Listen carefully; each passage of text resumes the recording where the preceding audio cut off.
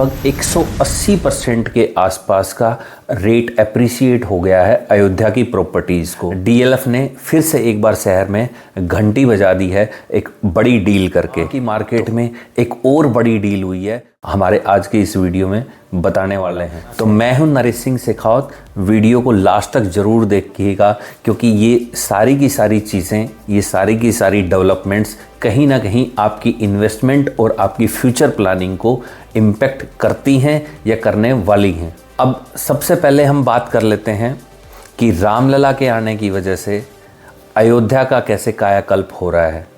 जो लोग ये बोल रहे थे कि मंदिर की वजह से किसी शहर का या किसी स्टेट का कोई भी डेवलपमेंट नहीं हो सकता है, आज उन लोगों के मुंह पर करारा तमाचा लगा है। जैसा कि हमेशा शेयर मार्केट में ट्रेंड चलता है, वैसा ही ट्रेंड हमें रियल एस्टेट मार्केट में भी देखने को मिलता है। शेयर मार्केट में कुछ लोग वो होते हैं जो अपनी इन्वेस्टमेंट करने के बाद हमेशा उस मार्केट से अपने आप को जोड़ के रखते हैं ताकि जो भी शेयर मार्केट में हलचल होती है उसकी उनको नॉलेज हो और वो अपनी इन्वेस्टमेंट को ट्रैक कर सकें कि वो कितना गेन कर रही है, किस टाइम पे उस इन्वेस्टमेंट से उनको एग्जिट करना चाहिए या किस टाइम पे उनको नई इन्वेस्टमेंट के लिए मार्केट में एंट्री करनी चाहिए। ऐसा ही कुछ सिनेरियो हमें रियल एस्टेट मार्केट में भी देखने को मिलता है। लोग प्रॉपर्टी परचेज करके उसको छोड़ देते हैं और उसके बाद वो हमेशा कोशिश करते रहते हैं कि जहाँ भी या जिस भी लोकेशन पर उन्होंने वो पैसा इन्वेस्ट किया है उस लोकेशन के बारे में, उस शहर के बारे में हमेशा उनको अपडेट्स मिलती रहें। या कुछ लोग वो होते हैं जो रियल एस्टेट मार्केट में अपनी इन्वेस्टमेंट को प्लान कर रहे होते हैं, लेकिन मार्केट के बारे में जो भी अपडेट्स हैं, जो भी लेटेस्ट डेवलपमेंट्स हैं, उनको हमेशा इधर उधर अलग अलग प्लेटफॉर्म्स पे सर्च करते रहते हैं। इसी चीज़ को सॉर्ट आउट करने के लिए कि कैसे हम अपने व्यूवर्स को, हम अपने इन्वेस्टर्स को और जो रियल एस्टेट मार्केट में पोटेंशियल कस्टमर्स हैं उनको मार्केट की अपडेट्स से, लेटेस्ट न्यूज़ से, डेवलपमेंट से हमेशा कैसे अपडेट रखें, तो उसके लिए मैंने अपना ये programme real estate news analysis start किया है ताकि वो सारी की सारी खबरें मैं आप तक पहुंचाऊं जिनका आपकी इन्वेस्टमेंट के साथ कहीं ना कहीं डायरेक्ट या इनडायरेक्ट आपकी इन्वेस्टमेंट को इम्पेक्ट करती हैं। इस महीने भी कुछ मेजर डेवलपमेंट्स हुई हैं।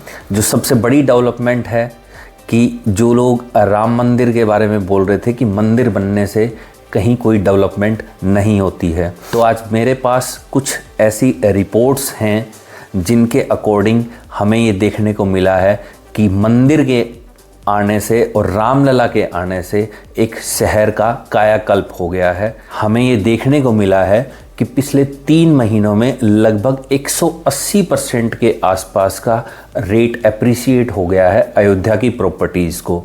साथ ही साथ कुछ बड़े डेवलपर्स जो कि अयोध्या की तरफ जा रहे हैं और वहाँ पे अपने प्रोजेक्ट्स को लॉन्च कर रहे हैं। ऐसे ही एक मुंबई के डेवलपर हैं अभिनंदन लोधा ग्रुप, जिन्होंने ऑलरेडी वहाँ पे एक रेजिडेंशियल प्लॉटिंग का प्रोजेक्ट लॉन्च कर दिया है जिसमें सिर्फ अयोध्या के लोग ही नहीं, बाकी देश के लोग भी और बाहर के लोग भी दबा के पैसा इन्वेस्ट कर रहे हैं।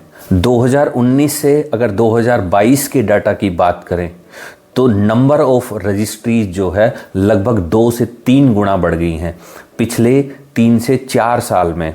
वहाँ पर इतनी ज़्यादा रियल एस्टेट मार्केट में हलचल है क्योंकि हर किसी इन्वेस्टर को ये लग रहा है या ये लगने लगा है कि आने वाले टाइम में अयोध्या एक बहुत बड़ा रियल एस्टेट मार्केट के लिए हब बनने जा रहा है, क्योंकि भारत से ही नहीं बाहर के देशों से भी बहुत बड़ा एक टूरिज्म बिजनेस जो है इस शहर को राम मंदिर की वजह से मिलेगा। जैसे कि हमारे गुड़गांव में होता है कि यहाँ पर स्क्वायर यार्ड का रेट चलता है, लेकिन अयोध्या में पर स्क्वायर फीट का रेट आपको देखने को मिलेगा। तो ये जो रिपोर्ट्स हमारे सामने आई हैं इनके मुताबिक लगभग अक्टूबर 2023 में जिन प्रॉपर्टीज़ का रेट 1000 रुपये से 4000 रुपये पर स्क्वायर फीट के आसपास घूम रहा था, आज उन्हीं प्रॉपर्टीज़ का रेट 4,000 से 8,000 रुपये पर स्क्वायर फीट तक पहुंच गया है। अब मुझे नहीं लगता कि इससे ज़्यादा एप्रिसिएशन शायद ही हिंदुस्तान में किसी शहर की रियल एस्टेट मार्केट ने जनरेट करके दिया हो। तो रामलला आने की वजह से और मुझे लगता है कि अयोध्या अब डेवलपमेंट की तरफ बहुत तेज़ी से आगे बढ़ता जा रहा है। तो अगर आप भी प्लानिंग कर रहे हैं वहाँ पर किसी तरह की प्रॉपर्टी खरीदने का, तो आप भी इन अयोध्या की प्रॉपर्टीज़ को एक्सप्लोर कर सकते हैं और अपनी प्लानिंग को एग्जीक्यूट कर सकते हैं। अब हम बढ़ते हैं दूसरी खबर की तरफ। हरियाणा के मुख्यमंत्री मनोहर लाल खट्टर ने अनाउंस किया है एक नए हाउसिंग पोर्टल के लिए। कुछ लोग सोच रहे थे कि शायद मुख्यमंत्री ने हरियाणा में चौथे फ्लोर को खोल दिया है। चौथे फ्लोर को नहीं खोला है, एक नया हाउसिंग पोर्टल जो है हरियाणा गवर्नमेंट बनाने जा रही है, जिसको आई थिंक 1 फरवरी 2024 से वो लॉन्च कर देंगे। ये जो पोर्टल है ये हरियाणा के 11 सिटीज़ के लिए चालू किया जाएगा, जिस पर 30 स्क्वायर यार्ड तक के प्लॉट्स अलोकेट किए जाएंगे एप्लीकेंट्स को। इन प्लॉट्स पर घर बनाने के लिए जो भी अलॉटीज़ होंगे वो बैंक लोन के लिए भी अप्लाई कर सकते हैं। इस पोर्टल के थ्रू हरियाणा सरकार का टारगेट है कि जो भी लोग गरीबी रेखा से नीचे जी रहे हैं या जिनके पास अभी तक अपना खुद का घर या मकान नहीं है, उन लोगों को छत मुहैया कराई जाए। इसके बाद बात आ जाती है गुड़गांव की उस प्रॉपर्टी डील की जो आजकल सुर्खियों में है। कुछ टाइम पहले शायद मैंने भी वीडियो के थ्रू आप लोगों के साथ शेयर किया था कि शहर में 33 करोड़ की रेजिडेंशियल प्रॉपर्टीज़ की डील हुई है, 100 करोड़ की भी डील हुई है। ये ईज़ माई ट्रिप वही कंपनी है जिन्होंने अभी पीछे जो लक्षद्वीप और मालदीव्स का जो मामला था, उसमें मालदीव्स की अपनी सभी फ़्लाइट्स और होटल बुकिंग्स एक ही झटके में कैंसिल कर दी थी ताकि देश को सपोर्ट किया जा सके। जहां हम सब लोग अपने देश को सपोर्ट कर रहे थे, वहीं ईज़ माई ट्रिप के सीईओ भी बिल्कुल मुखर तरीके से सामने आए थे और उन्होंने अपनी कंपनी के थ्रू जितनी भी फ़्लाइट बुकिंग्स जनरेट की थी या होटल बुकिंग्स जनरेट की थी, उन सबको कैंसिल कर दिया था। तो उस टाइम पे लोगों ने उनके इस स्टेप को बड़ा प्रेज़ किया था, बड़ा अप्रिशिएट किया था। तो ये वही सीईओ हैं जिन्होंने अभी गुड़गांव के सेक्टर 32 में लगभग एक 4,000 स्क्वायर मीटर की कमर्शियल प्रॉपर्टी परचेज़ की है और जिसकी कीमत CRE मैट्रिक्स के मुताबिक लगभग 99 करोड़ रुपीज़ की है। तो ये जो पिछली वो जो रेजिडेंशियल प्रॉपर्टीज़ की जो डील थी जो पिछले 3-4 महीने में गुड़गांव में हुई हैं कमर्शियल प्रॉपर्टीज़ के मामले में, ये बहुत बड़ी डील एक हमारे सामने जनवरी में आई है। इस डील को एग्जीक्यूट नवंबर में किया गया था, लेकिन अभी मार्केट में इस डील का खुलासा पिछले 2-3 दिन पहले ही हुआ है। इसके बाद बात आ जाती है DLF की नई लैंड डील की। जैसे जैसे हर साल DLF का प्रॉफिट बढ़ता जा रहा है, वैसे वैसे DLF लैंड पे लैंड खरीदती जा रही है और 2024 की पहली सबसे बड़ी लैंड एक्विजिशन डील जो है वो DLF ने की है, लगभग 825 करोड़ रुपए की। और ये लैंड 29 एकड़ की साइट है जो DLF ने गुड़गांव के गोल्फ कोर्स एक्सटेंशन रोड के आसपास खरीदी है। अब जब इतनी बड़ी लैंड पार्सल DLF ने परचेज़ किया है, तो इसका सीधा सा मतलब बनता है कि आने वाले दिनों में गुड़गांव में DLF के कुछ और प्रोजेक्ट्स जो है हमें देखने को मिलेंगे।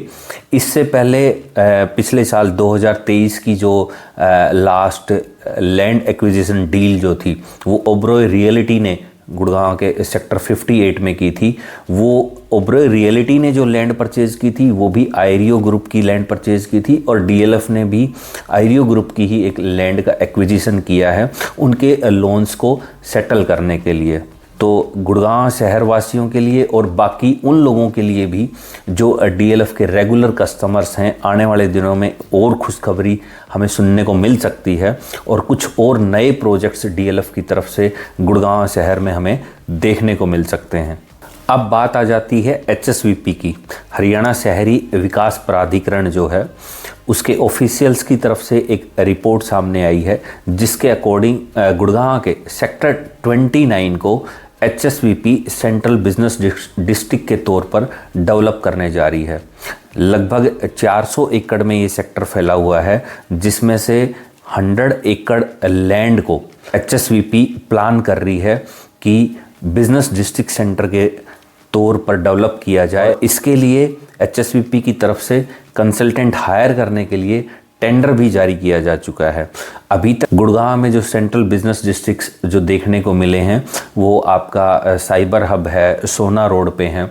अब ये सेक्टर 29 में एक हमें नई डेवलपमेंट देखने को मिलेगी, जिसकी वजह से आसपास के जो रेजिडेंशियल सेक्टर्स हैं उनमें भी अच्छा खासा एप्रिसिएशन आने वाले टाइम में हमें देखने को मिल सकता है। क्योंकि अगर कमर्शियल एक्टिविटी किसी सेक्टर में बूम कर रही है तो जो रेजिडेंशियल एरिया है वहाँ भी प्रॉपर्टी की डिमांड बढ़ जाती है, और डिमांड सप्लाई जो रेशियो है वही प्रॉपर्टी को सबसे ज़्यादा एप्रिशिएट करने वाला सबसे बड़ा फैक्टर भी है। तो ये वो जनवरी की अपडेट्स थी जो हमें पिछले कुछ दिनों में रियल एस्टेट मार्केट में देखने को मिली, और इनके बारे में मेरे पास जो इन्फॉर्मेशन आई उसको मैंने इस वीडियो के थ्रू आप सब लोगों के साथ शेयर किया है। अगर आपको हमारा ये वीडियो पसंद आया तो मेरी आप सबसे रिक्वेस्ट है कि वीडियो को ज़्यादा से ज़्यादा लाइक शेयर ज़रूर कीजिएगा, और साथ ही साथ अब तक अगर हमारे चैनल को आपने सब्सक्राइब नहीं किया है तो सब्सक्राइब ज़रूर कर दें, ताकि जब भी हम कोई नई अपडेट या कोई नया वीडियो लेके आएँ तो तुरंत आपको उसका नोटिफिकेशन मिल जाए। Thank you so much.